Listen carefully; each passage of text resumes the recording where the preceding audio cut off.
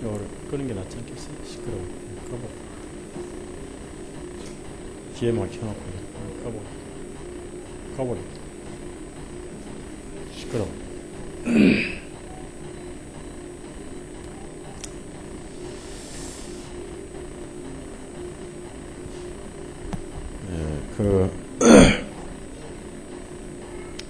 지난 수요일 날은 고관, 그러니까 왕의 신하의 아들이 죽게 되는데 그분의 믿음은 50%의 믿음이었다. 그렇죠? 가버나움에 내려와서 안수를 해야만이 병이 낫는 걸로. 그러나 예수님의 말씀의 능력을 깨닫지 못해서 우리가 꼭 배워야 할 것은 주님의 말씀의 능력은 거리를 초월한다는 것. 또 그 시간을 초월한다. 그래서 2000년 전이나 지금이나 말씀의 능력은 동일하다. 그래서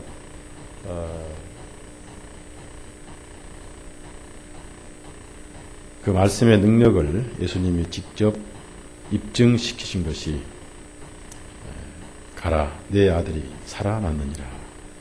정확하게 그 시간에 제7시에 살아난 사건을 종들이 고백을 했습니다. 그래서 우리가 배워야 할 것은 하나님의 말씀은 2000년 전이나 지금이나 동일한 권위가 있고 능력이 있다. 또 세월이 흘러도 말씀은 변치 않는다. 그래서 우리가 믿을 것은 말씀밖에 없습니다. 우리는 예수님을 본 적도 없고 만난 적도 없지만 그분의 말씀을 우리가 듣고 믿고 있는 것입니다. 그러한 말씀을 우리가 듣는다는 것이 얼마나 복인가, 얼마나 기적인가. 이 지구상에 가장 큰 기적이 있다면 성경책을 우리가 보고 있다는 것. 수많은 책이 있지만 성경책을 만나지 못한 인생은 인생이 아니에요. 모든 것을 잃어버린 인생이 되는 겁니다. 이렇게 이제 병을 고쳐주시고 다시 예루살렘으로 내려오셨어요. 내려오신 이유는 그 당시 이제 6월절이 도래했습니다. 그래서 이 6월절을 유대인들의 명절이다. 그래서 그 명절에 맞춰서 예루살렘으로 다시 이제 올라오셨다. 어디서 오셨냐면은 갈릴리 나사렛 땅에서 그리고 포도즙을 만드셨던 땅에서 이렇게 다시 내려오셨습니다. 여기서는 이제 올라갔다 이렇게 합니다. 예루살렘이 이제 산 꼭대기 있으니까 올라갔다 이렇게 표현을 합니다. 근데 예수님이 제일 먼저 찾으신 곳은 바로 양시장이었습니다. 양시장.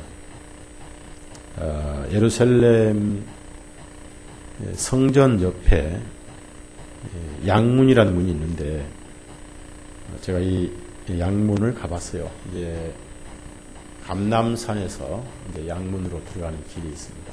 그래서 양문이 있고 그 문 안에 바로 양시장이 있습니다. 그래서 이제 킹 제임스 성경은 양마켓이다. 마켓이라는 것이 헬라어는 없지만은 킹 제임스 성경에는 집어넣었어요. 왜 그러면 이런 양시장이 있었냐면은 6월절을 기념할 때는 꼭 양고기를 먹습니다. 6월절이 뭐죠? 우리 구약에서 네? 어디에서 뭐 했던 날이죠? 출애굽했던 날입니다. 유월절이다. 그래서 이스라엘 역사 가운데 가장 중요한 절기입니다. 왜냐하면은 이집트에서 양의 피를 뿌려서 심판이 통과하고, 그래서 그 달이 이스라엘 역사의 새 달이 됐어요. 그래서 이스라엘 역사의 가장 중요한 절기가 바로 유월절입니다. 이 절기를 시작해서 7절기가 이제 쭉 시작되는데요. 우리 한국 민족에 있어서 근대에 가장 추억에 남는 절기는 광복절이잖아요. 고대 이제 우리 민족 절기는 뭐 구정이라든지 추석이라든지 이런 게 있잖아요. 그러나 그 나라의 그 어떤 감동적인 절기가 있는 것처럼 우리나라 이스라엘은 6월절보다 더 큰 절기가 없었어요. 그래서 그 6월절에는 다 양을 잡아서 이제 절기를 지키는데 그 양 고기를 먹죠. 그래서 그 양을 피를 뿌리진 않지만은 그 양을 파는 시장이 있었다. 근데 이것은 6월절 양만 위한 것이 아니고 이스라엘은 죄를 지을 때마다 한 마리 양이 필요하고 또 염소가 필요하고 없으면 비둘기라도 피를 흘려야 됩니다. 양을 살 때는 그 죄를 지은 사람이 양을 살 때는 첫째 조건이 흠이 있는지 없는지 살펴요. 그래서 이제 흠이 없으면 자기가 안수하고 거기 자기가 죽여서 피를 받아서 성전 제사장을 갖다 줍니다. 그럼 제사장이 이제 그 피를 갖다 뿌리죠. 이렇게 해서 죄가 사해지는 겁니다. 근데 바로 이 양시장, 이 양이 예수님을 상징해요. 그리고 이 6월절이 예수님을 의미합니다. 그래서 예수님은 자신의 그림자인 이 절기라든지 이 희생양에 대해서 굉장히 관심을 가지시고 이제 때가 차기를 기다리셨습니다. 그래서 이 절기에 관심이 많으셨다. 6월절이라는 것은 심판이 지나갔다. 패스오버했다. 통과했다. 여러분이 아셔야 할 것은 우리 마음속에서 통과한 게 아니라 하나님 마음속에서 통과했어요. 하나님은 사람에 대한 미움이나 심판이나 저주는 이미 지나가 버렸어요. 그래서 이 사실을 우리가 들어서 깨닫는 것을 구원이다. 구원. 고린도전서 5장을 찾아보세요. 5장.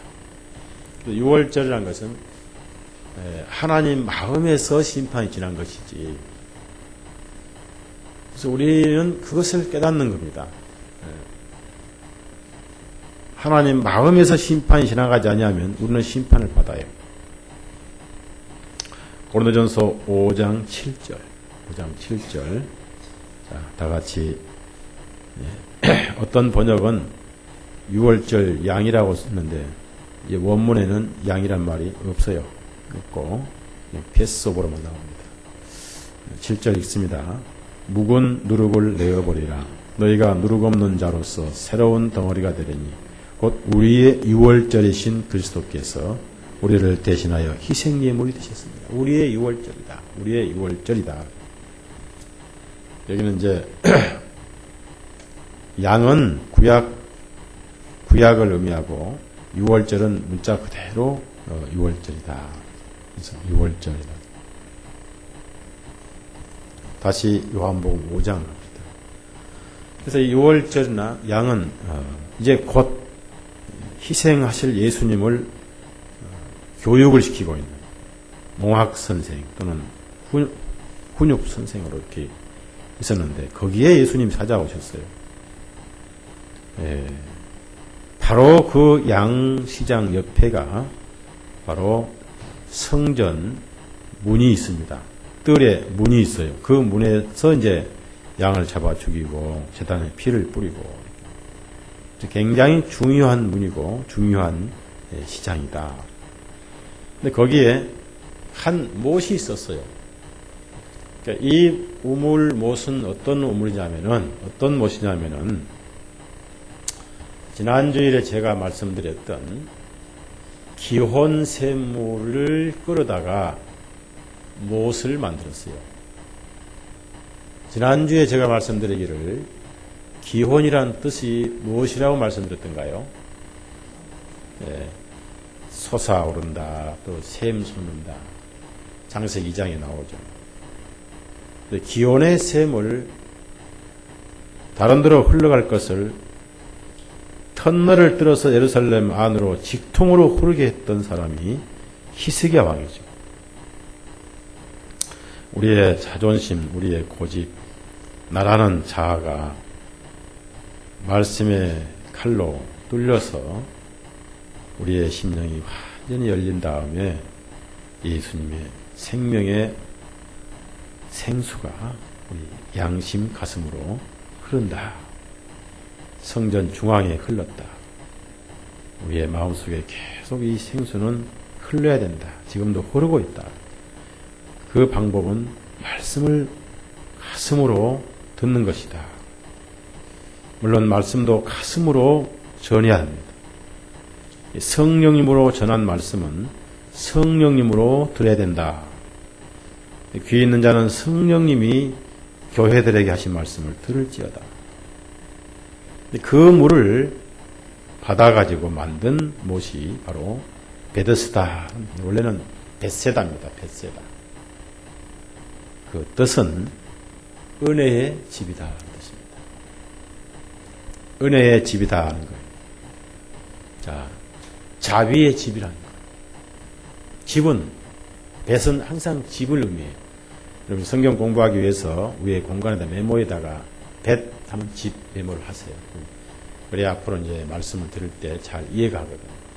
벳 하는 것은 집이에요. 세다, 은혜랍니다. 세다. 벳세다, 베데스다.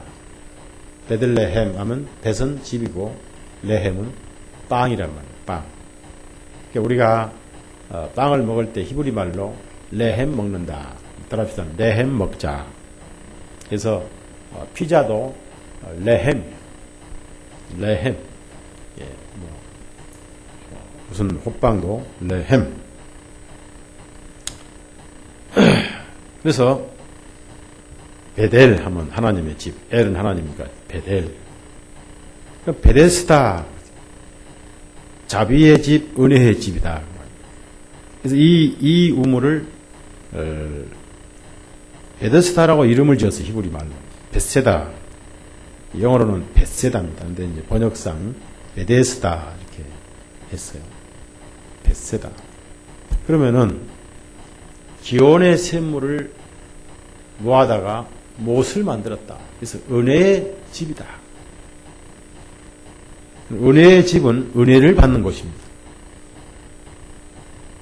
교회는 예수님의 은혜를 모아서 은혜를 누리게 하는 것이 교회예요. 그래서 많은 교회들이 은혜교회라는 이름을 지어요. 그것은 잘못된 거죠. 교회는 지역 이름을 이제 해야 되니까. 우리가 부천으로 가면은 고민이 하나 있어요. 무슨 고민일까요? 네? 부천중앙침례교회 될까요? 서울중앙침례교회 될까요? 제가 고민이 있는데, 그래서 서울 해도 안 되겠고, 그 이상하잖아요. 그거 서울인가. 또 부천하면 너무 지역이 좁고, 수도권 중앙침례교회. 예? 예? 경향 중앙침례교회. 한반도 중앙침례교회.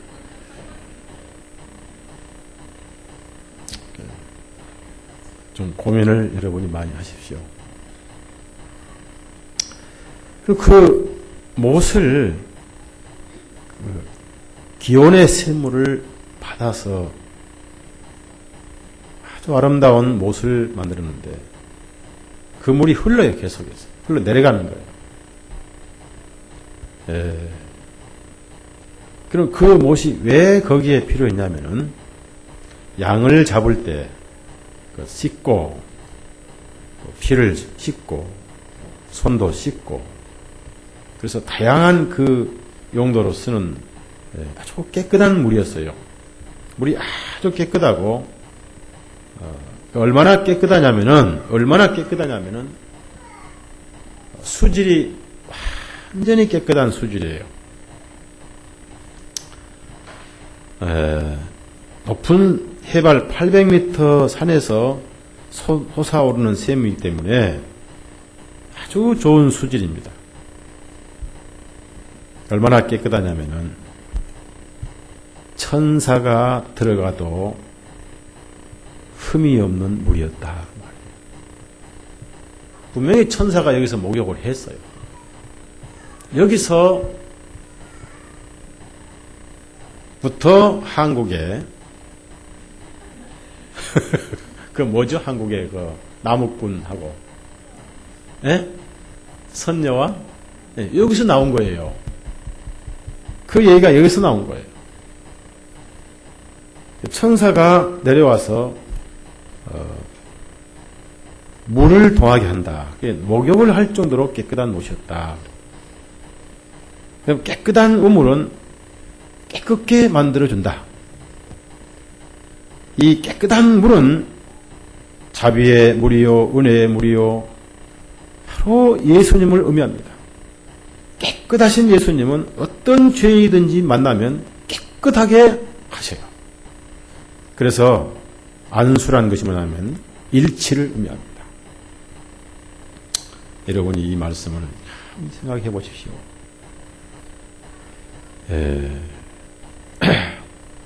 아주 더러운 죄인은 성경에 이제 가장 더러운 나 환자로 상징이 됐어요. 근데 예수님이 그를 아주 더러운 그를 만지셨어요. 자, 여러분이 말씀을 듣는 것은 육은 육이지 영이 깨끗해진 게 아니에요.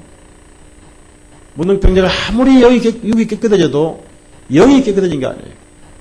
여러분이 속죄의 복음을 깨달았을 때 여러분은 양심의 주님과 손이 만짐이 된 거예요. 그때 깨끗해진 거예요. 그걸 흔히 말하는 구원이라고 그래요. 자, 누가복음 5장 하자고. 5장. 제가 이사 가서 수요일 날 3명, 4명 나오면 이제 그만두려고 했는데 눈치가 빠른 여러분이 오늘 많이 나와서 수요일 날 계속 해야 되겠네요. 저는 한번 한다면 하는 사람이에요. 한다면 하는 사람입니다. 5장 12절에서 13절까지 12절 13절까지 시작. 주님께서 어떤 성읍에 계실 때 보라 온몸이 나병에 걸린 한 사람이 예수님을 보자 즉시 얼굴을 땅에 대고 간구하여 말하니 주님 원하시면 나를 깨끗하게 하실 수 있나이다 하며 주님께서 손을 내밀어 그를 만지시며 말씀하시기를 내가 원하노니 깨끗하게 될지어다 하시니 즉시 그 나병이 그에게서 떠나니라. 자, 여러분 나환자가 음성 나환자가 있고 양성 나환자가 있어요. 저는 나환자 교회를 많이 다녀봤기 때문에 나환자 참 불쌍한 사람들입니다. 정말 불쌍한 사람들. 손이 다 만들어지고 눈도 하나 입도 다 만들어지고 그런 분들과 저는 이렇게 악수를 하고 같이 밥을 먹어봤어요. 처음에는 참 힘들었어요. 그러나 저는 생각하기를 그래 나는 육신은 깨끗하지만 내 영은 이분들보다 더 더럽다. 그래서 내가 못 만질 이유가 없느냐 악수도 하고 같이 밥을 먹고 입도 없고 눈도 없는 코도 없는 사람 같이 앉아서 밥을 먹으면서 일주일간 그 교회 집회를 그런 교회를 3군데를 제가 전도 집회를 한 적이 있습니다. 그리고 그런 데 가면 가슴이 간절해져요. 나는 그런 상태가 아닌 것을 감사하고 그분들은 갇혀서 밖에 나가지도 못해요. 누가 와서 복음 전하지 않으면 복음을 들을 수도 없고 그래서 너무나 간절한 거예요. 세상에서 아무런 것도 없는 이분들이 복음을 못 깨달으면 무슨 삶이 꼭 구더기 같은 사람들인데. 근데 지금 이 나환자는 양성 나환자예요.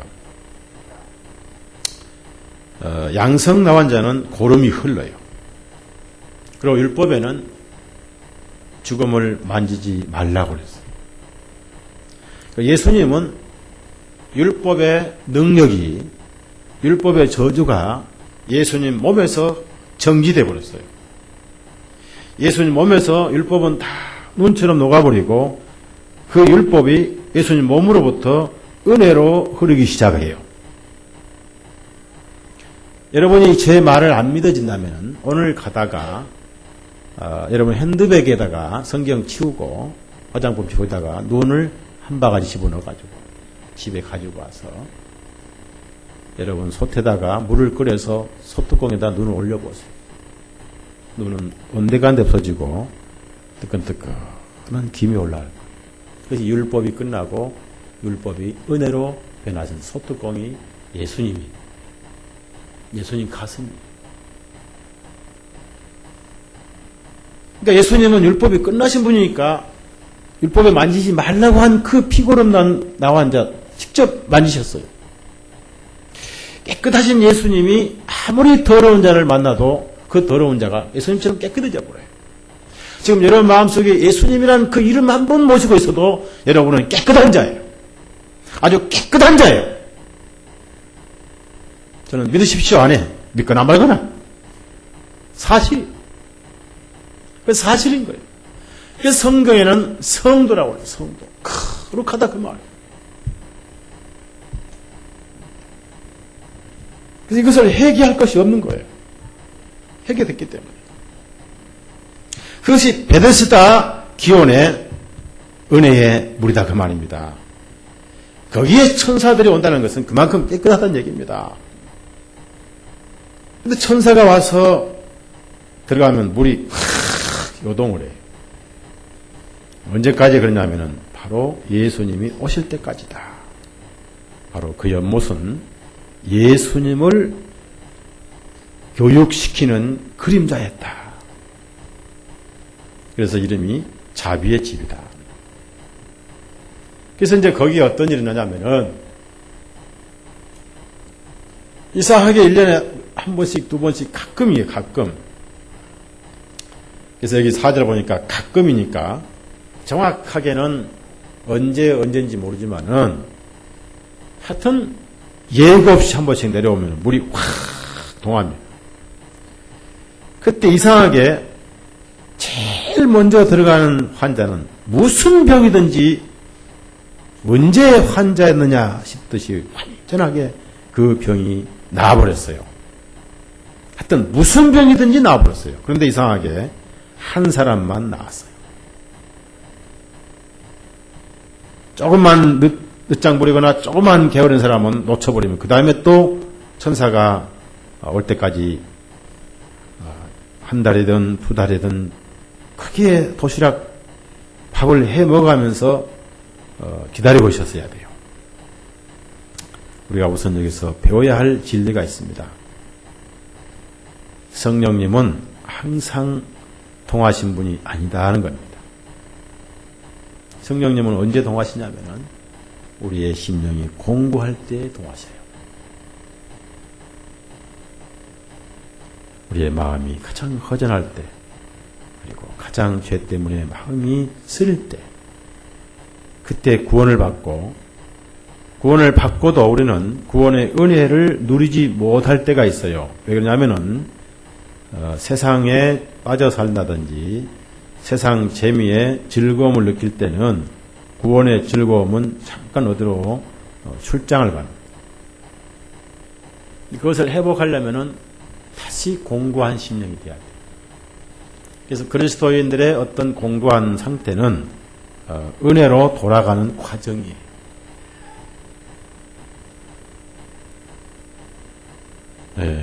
심령이 공고하고 가난하고 상한 마음이 된 것은 은혜로 돌아가는 과정이다.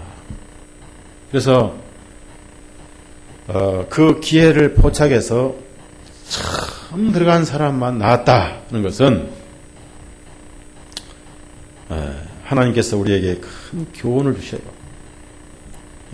구원의 기회는 항상 있는 것이 아니고 성령님의 역사하신 것도 항상 있는 것이 아니다. 그래서 어느 날 우리 마음이 완악해져 버리면 성령님이 아무리 문을 두드려도 우리의 마음속에 말씀은 통하지 않습니다.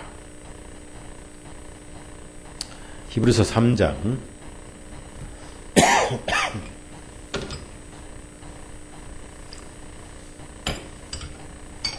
히브리서 3장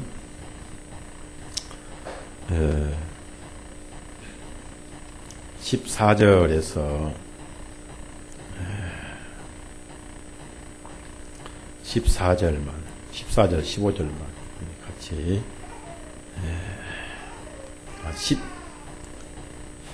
13절에서 15절까지 그래서 3장. 그래서 완악이란 것은 내 마음을 굳게 하고 강하게 하고 어떤 고집을 부린다든지 어떤 그런 마음을 갖는 것, 미움을 갖는다든지 약한 마음을 갖는다든지 그런 그 마음은 완악이 되는. 그래서 그 마음, 우리 마음은 항상 아픈 마음을 가져야 되고 열리고 상한 마음이 돼야 된다. 자기 잘못을 우리가 알고 그 아픈 마음, 돌이키는 마음이 중요하다. 13절에서 15절 다 같이 읽습니다. 오직 오늘이라 일컫는 동안에 날마다 서로 권면하여 너희 중에 아무도 죄악의 속음수로 향해 완악하게 되지 아니하도록 하라. 이는 만일 우리가 처음에 가진 확신을 끝까지 굳건하게 붙들면 그리스도께 참여한 자들이 되리라. 말씀에 이른 바와 같이 오늘 만일 너희가 그분의 음성을 듣거든 경노하시던 때와 같이 너희 마음들을 완악하게 하지 말라. 여기서 완악이란 말씀이 나옵니다. 완악이란 것은 그 마음을 딱딱하게 한다든지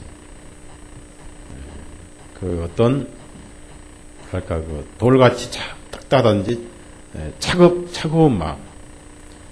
그럴 때는 성령님이 포기해 버린다. 그래서 동하지 않는다. 동하는 것은 역사를 말하고 감동을 말하고 말씀의 활동을 말합니다. 말씀의 활동은 반드시 마음을 움직여야 돼요.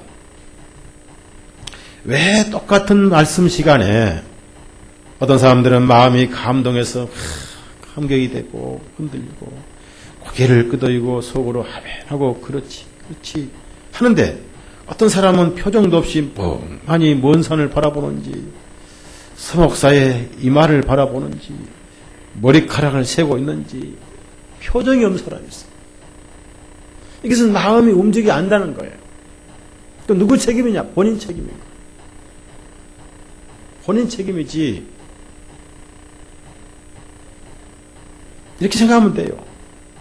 냉수 한 컵 있는데 목이 아주 말랐던 사람은 마시고 이렇게 시원할 수가. 이미 물을 마신 사람은 덤덤한 거예요. 그래서 우리 마음속에는 계속 말씀에 감동이 와야 된다. 자, 누가복음 24장. 그래서 항상 마음이 열려 있고 항상 부서진 상태로 말씀을 들어야 돼요.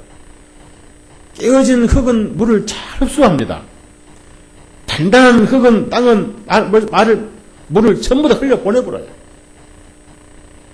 거기 씨를 뿌려봐야 생명이 없는 거예요. 그래서 그리스도인들은 거듭날 때 부서진 것을 깨닫고 항상 그 상태를 유지해야 되겠더라. 그래야 자기에게 은혜가 되겠더라. 누가복음 24장 32절. 그 말씀을 들을 때 감동이 오고 그걸 이제 은혜가 돼야 돼요. 은혜. 그래서 이제 설교 듣고 또 은혜 많이 받았습니다. 그러면 또 안 돼요. 은혜가 너무 싸니까 은혜 많이 받았는 거예요. 은혜는 한 번 받는데 그 다음에 그 한 번 받은 은혜를 다시 책임지라는 거예요. 네. 자, 누가복음 24장 32절 다 같이 시작. 그들이 서로 말하기를 그분께서 길에서 우리에게 말씀하시며 우리에게 성경 기록들을 열어줄 때 우리 마음이 속에서 뜨겁지 아니하더냐. 지금 그분의 말씀을 설교자가 동일하게 풀어주실 때 우리의 마음속이 뜨겁지 아니하더냐 하는 감정이 지금도 계속돼야지. 이상하게 서목사가 설교할 때마다 마음이 차갑지 않더냐. 그러면 그 목사는 사표를 내야 돼. 그래서 제가 한 얼마 있다가 그걸 뭐라고 그런가요? 설문조사를 할 겁니다. 서 목사가 설교할 때 가슴이 차가워진 사람이 몇 프로인가? 가슴이 뜨거운 사람이 몇 프로인가? 설문조사에서 30%만 차갑다 그러면 이제 그만둘 거예요, 이제.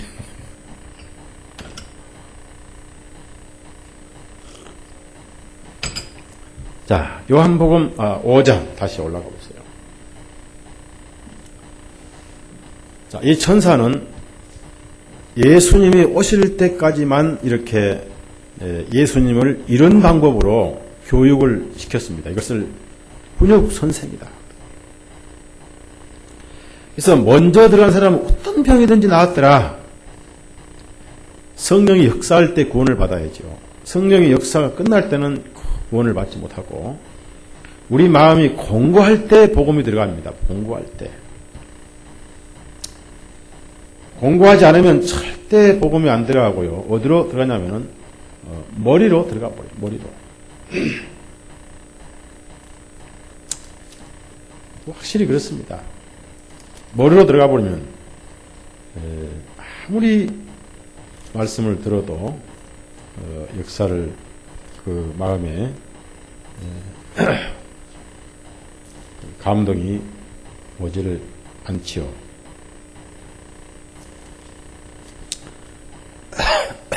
성경에 보면은 공고할 때 아주 공고할 때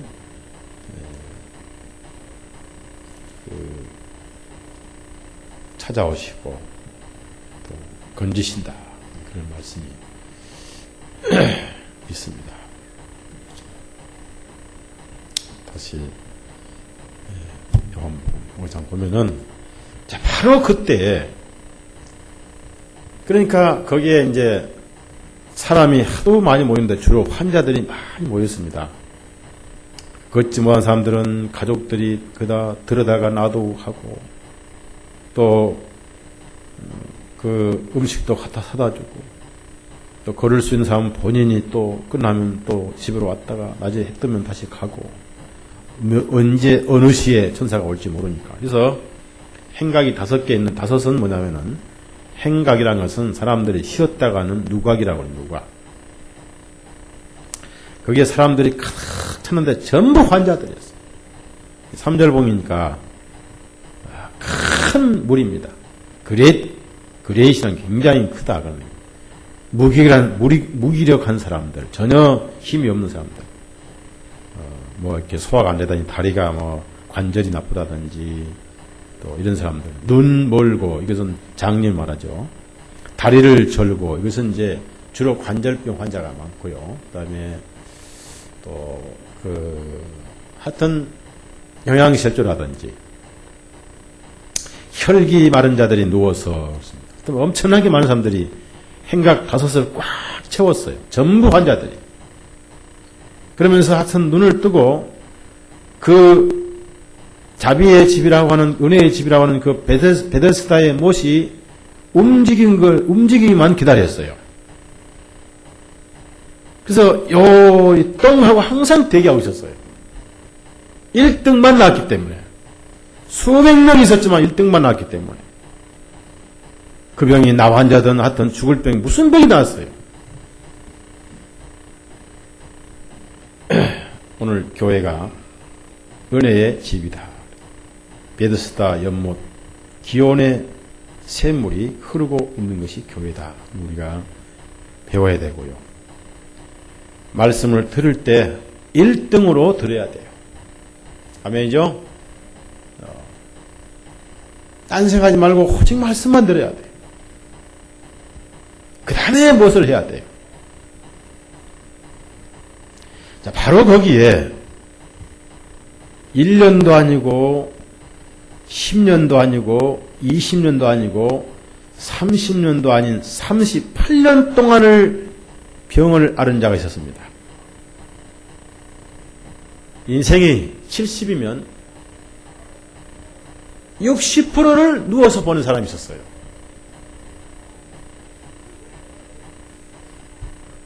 이보다 더 비참한 사람이 있을까요? 죽지도 못하고.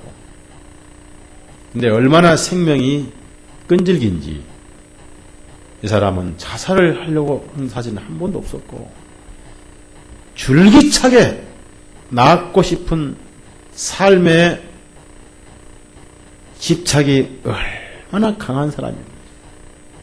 저는 여러분에게 이 38년 된 병자에게 배우라고 여러분에게 말씀드리고 싶어요. 여러분은 조금만 힘들어도 아이고 죽겠네. 38년 동안을 1년에 몇 번씩 죽겠네 한번 계산해 봐요. 이 사람은 얼마나 생명에 애착이 강한 사람이야. 안 그러면 진즉 자살했죠. 자살하면 어디 가죠? 네? 생명의 가치를 생각합니다. 그러니까 이 생명이 얼마나 귀한가를 절실하게 깨달은 사람이 38년 된 환자인데 바로 죄 때문에 온 병이었다고 생각하는 이 사람은 마지막에 보면은 더 이상 죄를 짓지 말라는 말씀이 나오는데요. 자포자기를 하지 않은 사람이다. 우리는 조금만 힘들면 포기하고 조금만 어려우면 포기해버리는 아주 못된 병이 하나 있어요.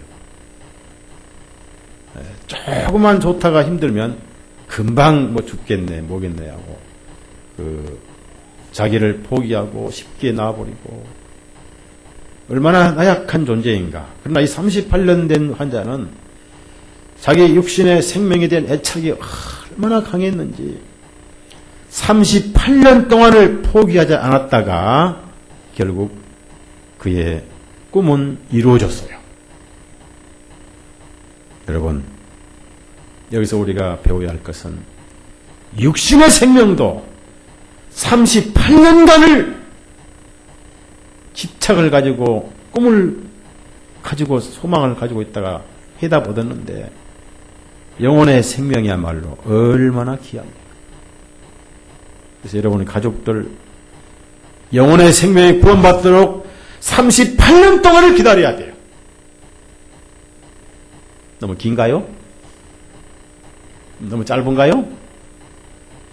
380년은 어차피 우리가 못 기다리고 배워야 할 교훈입니다. 바로 예수님께서 그 사람을 보셨어요. 다른 환자들은 보지 않으시고 그냥 지나가셨어요. 왜 그랬을까요? 주님은 다 아신단 말이에요. 바로 이 사람을 찾아서 오신 거예요. 예루살렘 오신 목적이 바로 이 영혼을 구원시키기 위한 목적이었다. 그리고 나중에 성전에 들어가서 성전을 만나셨죠. 자, 6절 다 같이 시작. 예수님께서 그 사람이 거기 누워있는 것을 보시더니 그가 오랫동안 병든 줄 아시고 그에게 말씀하시기를 네가 온전하고자 하느냐 하신. 자, 보세요. 몇백 명의 환자가 있었단 말입니다. 행각 5이 꽉 찼어요. 그리고 그 사람들 눈은 전부 연못으로 향했습니다. 통하는 것만 기다리고 있었습니다. 그리고 전부 다 내려갈 준비를 다 하고 있어요. 요이동하고 있었어요. 예수님은 어떤 환자도 보지 아니하시고 거기 누워있는 것을 보시더니 있습니다. 주님이 보시면 거기에 마음이 이미 간 거예요. 우리 눈이 가는 곳에 우리 마음이 가죠. 그렇죠? 그렇죠? 백화점에 가서 예쁜 옷이 걸려있으면 우리 눈이 어디 가죠? 예? 거기 가죠. 그 다음에 플러스 가서 1층 식품점에 가서 빨간 갈비가 보이면 우리 눈이 어디 가죠? 그 갈비가 먹고 싶죠. 그러면 내 눈이 가는 곳은 내 마음도 간다. 다른 환자는 보지 않으셨어요. 다른 환자는 아예 보질 않으셨어요. 오직 이 중풍병자만 보셨어요. 누워있는 것을 보시더니 38년 된 것을 아셨어요.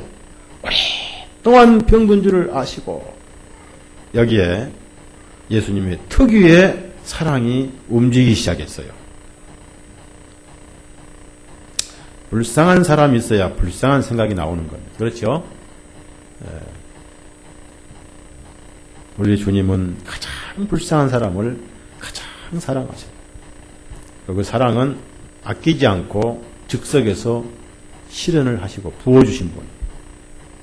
가장 자기가 큰 죄인이라고 인정하면 거기에 가장 크신 주님의 사랑이 임하는 거예요. 그것을 구원받았다는 바로 사랑을 받았다. 우리가 다 사랑받은 자입니다. 자, 로마서 5장. 우리가 다 이 사랑을 받은 자예요. 그래서 하나님의 사랑을 받은 자입니다, 우리가. 참 복된 자예요. 그래서 우리는 사랑받는 자입니다, 사랑받은 자. 사랑받은 자고 지금 받고 있는 자예요.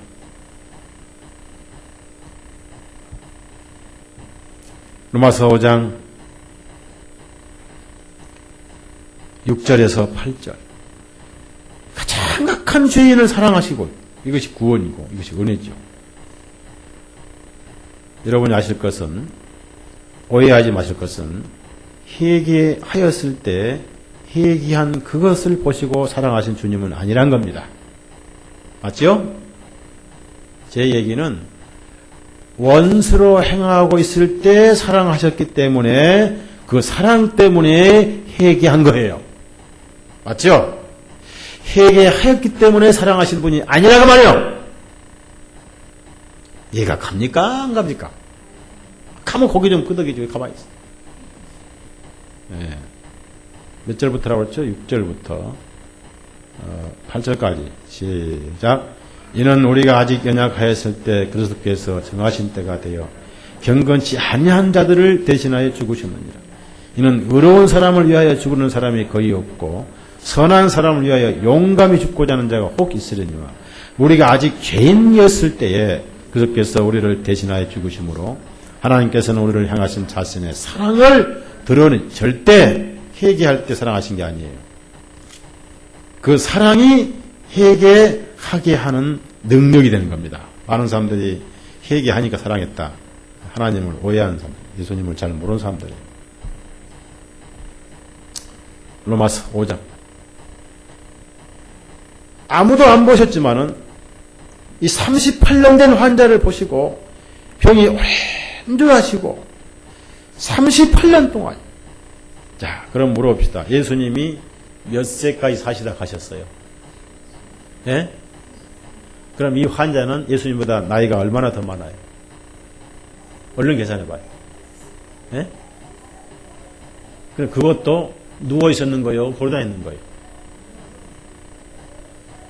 예수님이 이 환자를 보시고 가슴이 너무 견딜 수가 없었어요. 바로 이 환자를 위해 오신 거예요. 바로 이것이 인생의 모습이에요. 구원 안 받으면 38년이 아니라 100살 살다 죽어도 100살 동안 중풍병자로 누워있고 50살 동안 누워있고 육신은 아무것도 아니에요. 영이 누워있는 거예요. 양심이 누워있는 거예요. 이것이 인생의 현주소예요. 저는 28년 동안 누워있었어요.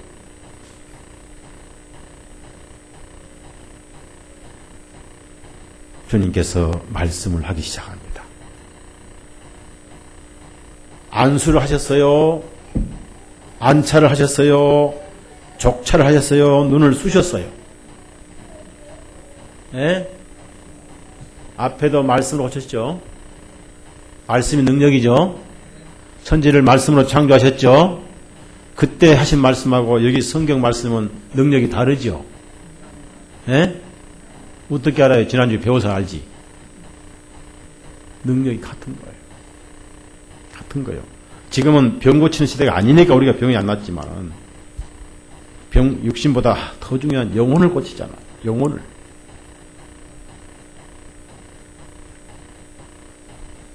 말씀을 하시면서 일단 그 환자에게 물었어요. 네가 낫고자 하느냐? 어떤 환자치고 낫고 싶지 않겠습니까? 자, 마태복음 8장을 하자 보세요.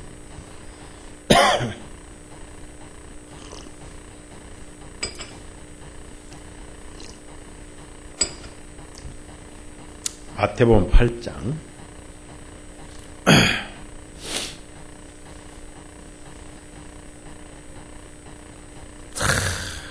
병을 낫고 싶은 사람이 다 낫고 싶습니다.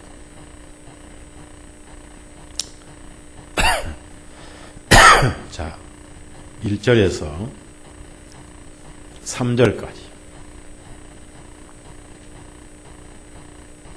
시작. 주님께서 그 산에서 내려오시니 큰 무리들이 주님을 따르더라. 그런데 보라, 한 나병 환자가 나와서 주님께 엎드려 말하기를, 주님, 주님께서 원하시면 저를 깨끗하게 하실 수 있나이다 하니 예수님께서 손을 내밀어 그를 만지시며 말씀하시기를, 내가 원하노니 깨끗할지어다 하시니 즉시 그의 나병이 깨끗하여지니라. 자, 환자는 당연히 낫고 싶죠. 배고픈 자는 당연히 먹고 싶고, 목마른 자는 당연히 마시고 싶은데, 이 나환자는 주님을 잘 몰랐습니다.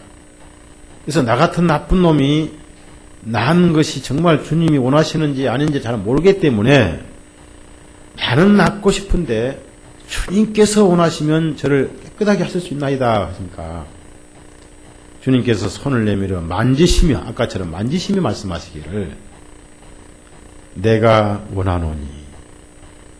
이 만지신다는 것은 뭘 의미합니까? 오늘날처럼 안수나 안찰이 아닙니다. 너 같은 사람이 나가 하나 되면 나처럼 어려워진다는 거예요. 자, 여러분, 우리 박영재님이나 권영재님이 끝나고 저하고 악수를 해야 되는데, 권영재님, 박영재님이 저하고 악수 손을 먼저 내미는다. 그럼 내가 안 하면은 이 기분이 좋아요, 기분이 떨어져요. 예? 그런데 목사가 먼저 손을 내밀었다는 것은 그 형제를 나처럼 똑같은 존재로 인정한다는 거예요. 주님께서 문둥병자에게 손을 내미신 것은, 너는 이제부터 문둥병자가 아니다. 따라합시다. 너는 이제부터 죄인이 아니다. 손을 만진 것은 나와 하나다는 거예요. 여러분이 복음을 들을 때 말씀으로 양심이 만짐받은 거예요. 이것이 구원이. 맞죠? 네. 예수님은 당연히 환자는 낫고 싶은데 그 마음의 상태를 진정으로 낫고 싶은지를 물으셨어요. 아시지만 정말 구원을 받고 싶은 사람이 받지, 구원을 받고 싶지 않는 사람은 못 받아요. 확실히 성경은 그렇습니다. 예를 들어서 사도행전 13장을 찾아보세요. 우리가 구원받으라고 사정을 해도 본인이 안 받아 어떻게 하겠어요? 제발 좀 구원 좀 받아 주시옵소서. 나 말은 어떻게 해요? 네?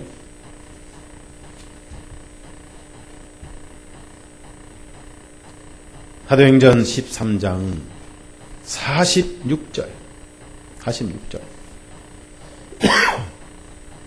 본인이 안 받겠다는 자는 길이 없는 거예요. 본인이 원해야 돼요. 본인이. 내가 어떻게 구원을 얻으리까는 그런 마음을 가져야 돼요. 그러면 해답이 오잖아요. 46절.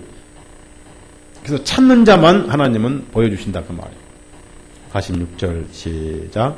바울과 바나바가 담대히 말하기를, 하나님의 말씀을 마땅히 너에게 먼저 말할 필요가 있었으나 너희가 그 말씀을 너희로부터 버리고 너희가 스스로 영원한 생명에 합당치 아니한 자로 판단하였으므로 보라, 우리가 이방인들에게로 돌아섰느니라. 그렇게 아무리 은혜가 값싼다 하더라도 그 가치를 모르고 싫어한 심령들에게는 성령님은 돌아섭니다. 그런 심령을 성경에서 예수님은 개다, 돼지다 그랬어요. 개들에게, 돼지에게는 진주를 줘서는 안 된다. 다시 요한복음 5장입니다. 참 깊이 여러분 생각하면 이 얼마나 주님의 사랑과 은혜가 감동적이냐. 바로 여기를 찾아오셔서 이 영혼을 아시고, 불쌍한 영혼을 아시고, 38년에서 2년만 더 있으면 몇 년이 되죠? 예? 전자기상 좀 부들어봐요. 제가 머리가 안 들어가서. 38 더하기 2 하면 얼마라고요? 40. 구약에 매를 때릴 때 몇 대까지만 때리라고 그랬어요? 예수님은 며칠간 기도하셨어요? 40일간. 며칠 만에 승천하셨어요? 며칠 만에 승천하셨어요? 40일 만에. 40은 고난의 수예요. 앞으로 2년만 더 있으면 이 환자는 죽어요. 40 되기 전에 찾아오신 거예요. 이스라엘 민족도 40년 못된 38년 만에 가나안에 들어갔어요. 2년은 정상적인 것이니까 헤맨 게 아닙니다. 38년을 헤맸어요. 2년은 하나님이 인정하신 기간이고 38년은 인정하지 않으신 자초한 기간이에요. 그래서 우리 주님은 죽기 직전에 찾아오셔요. 맞죠? 네. 은혜는 항상 그래요. 그러니까 여러분이 절망하지 마세요. 가장 절망적일 때 놀랍게도 거기는 주님이 서 계세요. 예수님을 붙드시고 그분의 발목을 붙드시고 늘어주십시오. 어떤 식으로든지 여러분을 위로하시고 해답 주시고 죄의식도 풀어주시고 경제적인 궁핍도 풀어주시고 그래서 그리스도인들은 그래서 자살이 없는 거예요. 자살할 용기 있다면 주님의 발목을 물고 늘어지라니까 막 물어 뜯어요. 핥혀 남편 핥히지 말고 발목을 핥혀.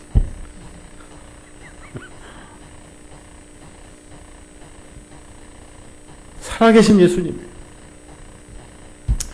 그래서 이 자기의 답답한 심정을 38년 동안 가져왔던 심정을 고백합니다. 이 사람은 38년간을 거기에 누워 있었기 때문에 사람을 만난 적도 없고 들은 적도 없고 그래서 예수님의 어떤 분인지 모르니까 The Lord라고 하지 않고 Sir라고 했어. Sir란 것은 어떤 분인지 모르지만은 상대방을 존중할 때 하는 거. 그래서 우리가 미국에서 이제 사람을 만날 때 신사분 그런 걸 그렇게 할 때 Sir 그렇게 해야 합니다. 그러니까 더 높으신 분, 좀 양반 이런 뜻이에요. Sir 그렇게 해서 이제 뒤에다가 Sir를 붙이기도 하고 앞에다 Sir를 붙이기도 하고.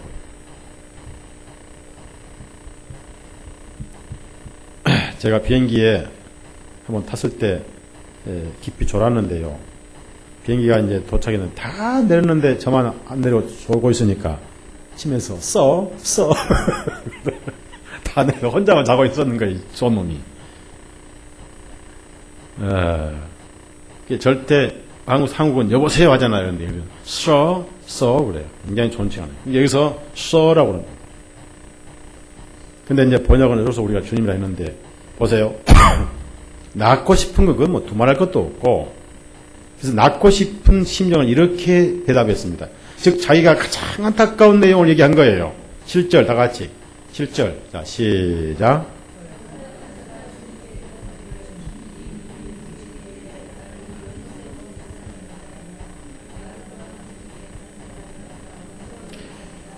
(38년간) 뼈아프게 겪은 내용입니다. 항상 물이 동할 걸 겪었지만은 내가 가려고 하면 누가 가버리고 그리고 안타깝고 그렇게 해서 그런 세월을 보낸 것이 38년간이었어요. 38년 동안 답답한 그 내용을 그대로 그대로 예수님께 얘기를 한 거예요. 어떤 분인지 모르지만. 그래서 이 물이 움직일 때 나를 이 연못에 넣어줄 사람이 없나이다. 내가 들어가려고 하는 도중에 다른 사람이 나보다 먼저 내려가나이다. 그대로 가장 속이 쓰는 얘기를 그대로 주님께 말씀을 드렸던 거예요. 맞습니다. 예수님 외에는 우리를 구원시킬 분이 없습니다. 맞죠? 없는 거예요. 아무도 없어요.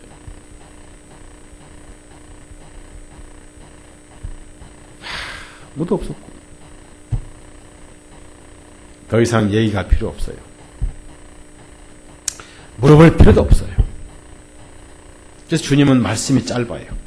핵심과 원론만 말씀하세요. 잡다한 쓸데없는 말씀을 안 하십니다.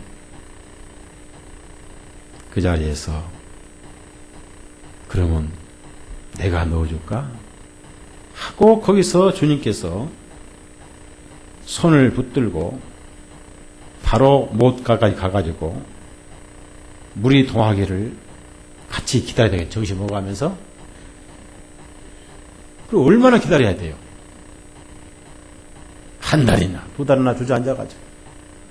그러면 예수님 3년 반 사역하시다 가셔야 되는데 안 돼버리죠.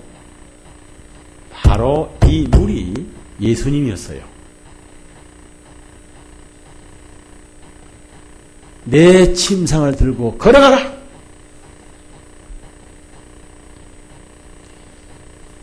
예수님이 이렇게 세워주신 게 아닙니다. 손을 잡아주신 게 아니에요. 완전히 넉다운되는 중풍 환자에게 말씀으로 내 침상을 들고 걸어가라! 명령하신 거예요. 자, 이 환자가 지금 말을 하고 귀를 듣습니다. 이 말씀은 들었어요? 안 들었어요? 그러면 말씀을 듣고 자기가 일어났을까요? 말씀이 일어나게 했을까요? 예? 그렇죠. 잘 이해가 안 되면 죽어서 나흘되고 썩어버린, 귀가 이미 썩어버린 나사로는 예수님 말씀을 들을 수가 있는 거예요? 없는 거예요? 결국 나사로가 일어났어요? 말씀이 살리셨어요? 말씀이 일어나게 하신 거예요. 맞죠? 말씀의 능력이에요. 이러한 말씀을 듣기 싫어하는 신앙은 신앙이 아니에요. 금년은 말씀 듣는 해입니다.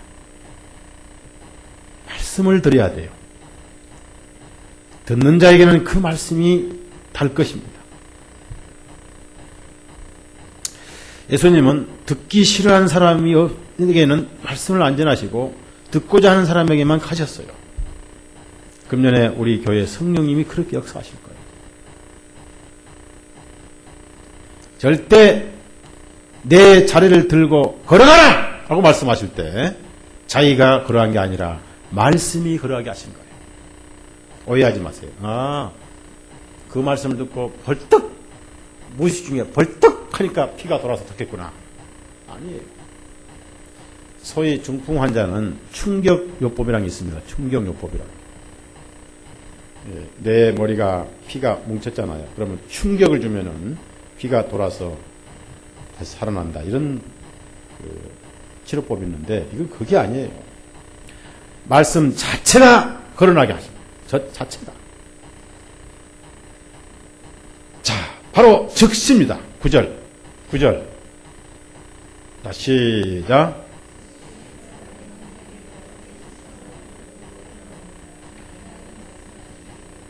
자, 즉시 그 사람이 완전하게 돼요. 자기가 그런 게 아니라 말씀이 걸어가게 한 거예요. 그럼 왜 침상을 걸어들고 가게 하셨는가? 이걸 우리가 이제 알아야 되는데요. 자, 이 사람은 38년 동안 그 자리에 누워있으면서 얻어먹고 살면서 죽지도 못하고 살면서 38년 동안 중풍 환자다 보니까 가족이 다 떠나버렸어요. 아내도 동생도 부모도 아무도 없는 버림받은 자였어요. 가족이 있다면 넣어줄 건데 없었어요. 아내도 없었어요. 어떤 사람도 38년 동안 병자로 누워있는 사람을 돌보는 위인은 세상에 아무도 없습니다. 다 떠납니다. 제가 청송교도소를 여러 번 가봤는데, 교도소 가봤다니까 목사님 전과장가 그렇게 하면 안 됩니다. 그렇게 한 게 아니고 전도하러 갔다 그 말이에요. 갔는데 70, 80 노인들이 거기 있더라. 교도소 생활 한 20년 하고 보호감호소에 또 7년을 또 보호를 받아요. 그걸 대학원이라고 그래요. 가서 들어보니까 아내고 자식이고 가족이 다 도망가고 아무도 없어요. 그래서 외로운 그런 사람들을 많이 만나봤습니다. 이 사람이 그런 사람. 그래서 이 사람은 집이 없어요. 갈 곳이 없어요. 그래서 주님은 그냥 걸어가라. 그러나 마태복음에는 분명히 집으로 가라 그랬어요. 집으로. 거기는 집이 있었습니다. 9장, 마태복음 9장.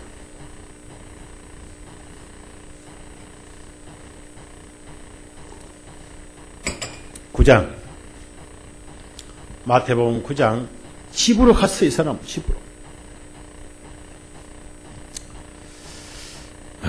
갈 곳이 있었습니다. 그래도 이 사람은. 이 중풍병자는.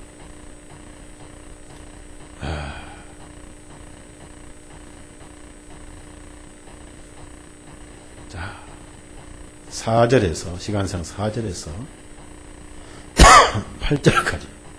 4절에 8절. 시작. 예수님께서 그들의 생각을 아시고 말씀하시기를 어찌하여 너희가 마음속에 악한 생각을 말하느냐. 내 죄들을 용서받을 자다 말하는 것과 일어나 걸어가라 말하는 것 중 어느 것이 더 쉽겠느냐. 그러나 인자가 땅 위에서 죄들을 용서하는 권능을 가진 줄을 너희에게 알게 하려 하는 것이고, 이에 중풍병자에게 말씀하니 일어나 내 침상을 들고 내 집으로 가라 하시니, 그가 일어나 자기 집으로 떠나가므로 그 무리가 이를 보고 놀라는 사람들에게 그러한 권능을 준 하나님께 영광을 돌립니다. 이 사람은 갈 곳이 있었습니다. 이 38년 된 환자는 다 잃어버렸어요. 아무것도 없는 거예요. 38년 동안 누워있던 찌든 그 침상 하나밖에 유일하고 무일한 재산이었습니다. 그걸 들고 걸어가라. 내 죽은 흔적을 치워라. 그날이 바로 안식일이었습니다. 일부러 율법은 정기됐다라는 것을 보여주시기 위해서 6월절인데 안식일인데 그날 침상을 들고 가는 일을 하게 하신 거예요. 그래서 뒤에 토론이 생기고 논쟁이 시작된 거예요. 나중에 다음 수요일 날 또 말씀을 드리겠습니다만, 일부러 하신 거예요. 사람들에게 보란듯이. 그래서 침상 들고 가는 것 때문에 사람들이 주목을 받았고, 또 이 38년 된 환자를 아는 사람은 환자가 나와서 자기 침상을 안식일 날 들고 가는구나. 하지만은 환자였던 것을 몰랐던 바리새인들은 침상 들고 일하는 것 자체를 가지고 따졌어요. 무슨 말이냐면은 은혜는 안식이라는 법에 얽매일 의무가 없다. 그 말이에요. 아멘. 은혜는 법에도 자유가 있어요. 법에도. 그래서 우리가 율법에 해방을 받은 거예요. 여러분 양심은 더 이상 법에 얽매일 필요가 없어요. 이 구원은 자유입니다. 자유. 프리덤. 프리. 자유. 다만 그 자유를 우리가 세상의 육체의 기회로 삼지 말라 말씀하실 뿐이지, 영혼은 자유예요. 그래서 옥중에 매인 몸이나 양심은 자유 얻었네. 복음은 자유를 누리는 거예요. 안식일을 완전히 해방을 받아보는 거예요. 안식이라는 그 날짜에 얽매일 필요가 없는 게 복음이에요. 결론을 내립시다. 왜 주님은 그 많은 환자가 있음에도 다 다 고쳐주셔야 되겠지만은 왜 이날은 한 사람에게만 가셨는가? 다른 성경을 보면요, 다 고쳐주셨더라고요, 다. 자, 마태복음 4장을 찾아봐요. 어떤 데서는 다 고쳐주시고, 어떤 데는 다 팽개치고 이 사람만 찾아가셨다니. 예?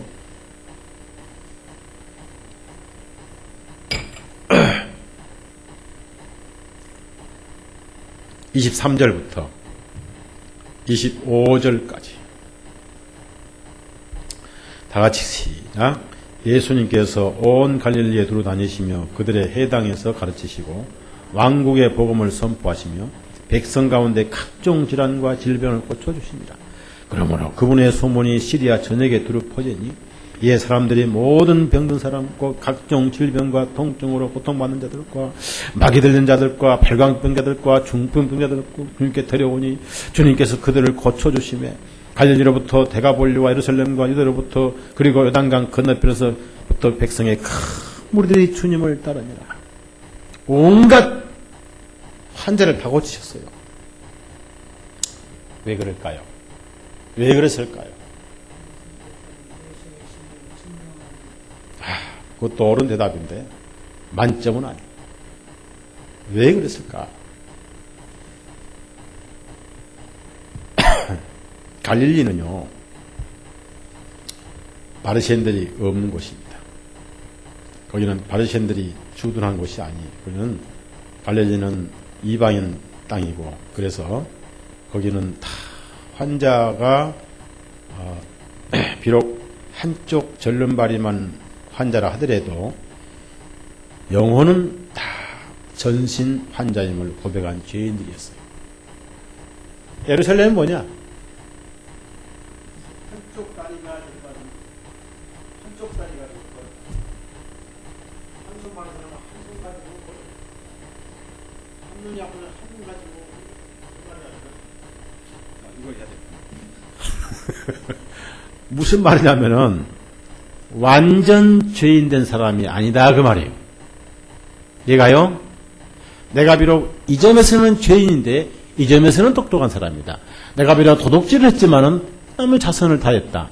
내가 비록 살을 했지만은 저 사람 내가 많이 도와줬다. 내가 비록 간음을 했지만은 또 저쪽엔 선한 일을 했다. 뭔가 한쪽만 불구자지 완전 죄인은 아니라 그 말이에요.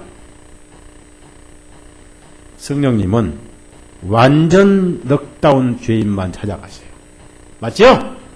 그래서 중풍병자는 온몸이 중풍병자인 것처럼 온몸이 죄투성임을 고백한 사람이에요. 그게 바로 바울 사도가 고백한 죄인 중에 괴수입니다. 세리의 기도였습니다. 이 원칙은 오늘도 계속돼요. 내가 잃어버린 죄인임을 고백한 사람만 성령님은 역사하시더라는 말이에요. 그래서 구원받은 사람이 적은 거예요. 목이 곱고 교만하고 잘난 사람은 아무리 말씀을 들어도 이 가슴이 안 와요. 터널이 안 뚫려서 이렇게 왔다가 여기까지 왔다가 돌아서 뒤로 빠져버린다. 죄인만 구원을 받는 거예요. 죄인만. 쓰리고 아픈 죄인만. 즉 죄인은 아무도 나를 안 돌아보집니다. 아무도. 혼자 남는 거예요. 38년 혼자. 그 혼자 남는 사람에게만 주님이 찾아갔어요. 어떤 것으로도 위로가 되고 어떤 것으로도 친구가 되면은 주님도 그 친구도 해달라고 안 가세요. 여러분이 이런 상태에서 주님을 만난 거예요. 마지막으로 이 사람은 갈 곳이 없었어요. 자식도 아내도 남편도 아무도 없었어요. 제가 한 가지 고민이 있는 것은 제가 앞으로 한 80 정도 먹고 나서 중풍에 쓰러지면 혹시나 쌍둥이 엄마가 도망을 가지 않을까 하고 걱정을 해보는데 누가 알아요? 아이고 내가 저런 송장 그대로 살아 하고 갈지도 모르지만 갈 곳이 없어서 어디 갔습니까? 이 사람은 성전으로 갔어요. 성전으로 가더라고요. 14절.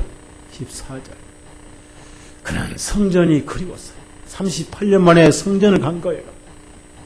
성전이야말로 우리의 집입니다. 맞지요? 네. 14절 시작. 그 후에 예수님께서 그 사람을 성전에서 만나 말씀하시기 보라 내가 온전하게 되었으니 더 심한 일이 내게 일어나지 않도록 더 이상 죄를 짓지 말라. 이 죄가 무슨 죄인지 몰랐지만은 하여튼 죄를 짓지 말라고 부탁하시는데 성전에서 만났어요. 38년 만에 성전을 그는 찾았고 그의 갈 곳은 성전밖에 없었어요. 성전. 모든 신앙은 성전 지향적이 돼야 돼요. 성전이 그 마음속에 전부가 되고 집이 돼야 돼요. 아무리 내 집이 좋다 해도 내 마음은 성전에 가 있어야 돼요. 성전에.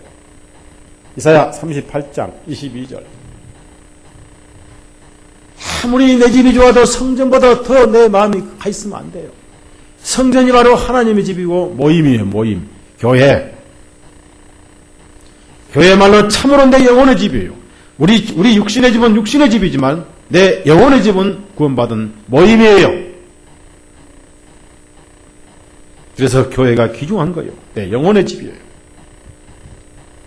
내 육신은 집에서는 빵 주고 밥 주고 옷 주고 샤워하고 잠자지만은 내 영혼의 집은 영혼의 양식을 주고 천국의 만나를 주는 겁니다. 맞죠? 그렇게 교회가 중요한 거예요. 내가 어디 파라고 그랬죠? 나 잊어먹었네. 38장 22절. 흥분해가지고 잊어먹었네. 22절. 자, 시작. 히스기야도 말하기를 내가 주님의 집에 올라가리라는 표적이 무엇이니까 했습니다. 히스기야가 병들었을 때에 그의 소원은 오로지 주님의 집에 올라가는 것이었습니다. 그래서 내가 병 낫자마자 주님의 집에 올라갈 것이 표적이 뭡니까? 오늘 구원받은 그리스도인들이 참 이런 마음으로 모임을 사랑했다면 얼마나 좋겠습니까? 얼마나 좋겠어요. 그런데 너무나 갈 곳이 많아요. 그 중풍병자는 내 집으로 집으로 가버렸어요. 그가 정말 그것을 감사했더라면 집으로 안 가고 주님, 내가 오늘부터 주님을 따르면 안 되겠습니까? 라고 물었어야 됩니다. 그런데 그런 말을 한마디도 안 하고 얼씨구나 집으로 가버렸어요. 땡 잡았구나. 그러나 이 사람은 갈 곳이 없다. 여러분 마음이 구원받고 갈 곳이 없어서 모임으로만 마음이 가 있다면 그것 진정한 신앙이에요. 맞죠? 그쵸. 일주일 내내 마음이 호텔에 가 있고 또 백화점에 가 있고 스키장에 가 있고 극장에 가 있고 또 인터넷에 가 있고 핸드폰에 가 있고 그 다음에 또 어디 가 있죠? 빵집에 가 있고 케이크집에 가 있고 하다가 주일날 간신히 마음이 온 게 아니라 몸에 끌려서 마음들 있죠. 마음이 몸을 끌고 온 거예요. 몸이 마음을 끌고 온 거예요. 여러분 빼놓고 수요일날 나오신 분은 빼놓고 일주일 내내 마음이 모임에 가 있어야 돼요. 모임에. 그게 영혼의 집이니까. 그리고 이 영혼은 지금 천국에 가 있어요. 주님은 지금도 이런 사람만 찾고 계세요. 성전은 죄가 없는 것이죠. 성전은 환자가 못 들어간 것이죠. 완전한 자만 들어간 게 성전이죠. 그래서 완전한 자와 완전하신 분과 만나는 게 성전. 교회 모임은 전부 의인들만 모인 것이 그렇죠? 여기는 전부 다 의인들이에요. 여기는 죄인이 하나도 없어요. 얼마나 아름다운 은혜요. 베데스다 자비의 집입니까? 오늘날 장로교회는 오늘날 감리교회나 순복음교회는 전렴발인에 있을지라도 중풍병자가 없어요. 복음 있는 교회에 와야 자기가 중풍병자인 것을 깨닫고 고침을 받는 거예요. 장로교 교류는 결코 중풍병자를 밝혀주지 못합니다. 예정론 교류는 절대 중풍병자임을 깨닫게 해주지 못합니다. 복음교회만 이것을 밝히고 구원시켜줘요. 우리 교회 귀중한 베데스다 집인 줄 좀 제발 알아주십시오. 기도합시다.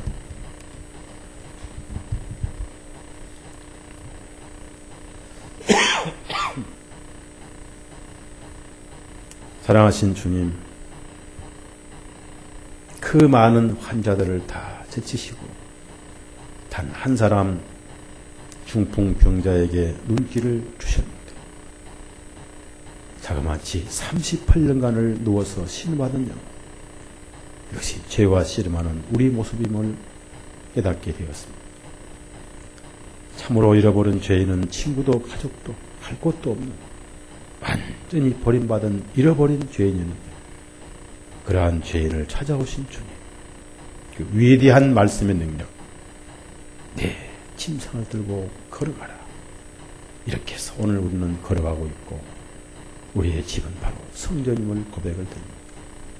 우리 사랑하는 형제자매님들, 세상에는 갈 곳이 없어서 우리의 집은 오로지 모임이요 구원받은 형제자매들임을 기억하고 모임을 사랑하고 거기 계신 주님과 함께 만나 교제하는 우리 사랑하는 형제자매님들 되게 해 주옵소서. 우리 구주 예수님 이름으로 기도드렸사옵나이다. 아멘. 마치겠습니다.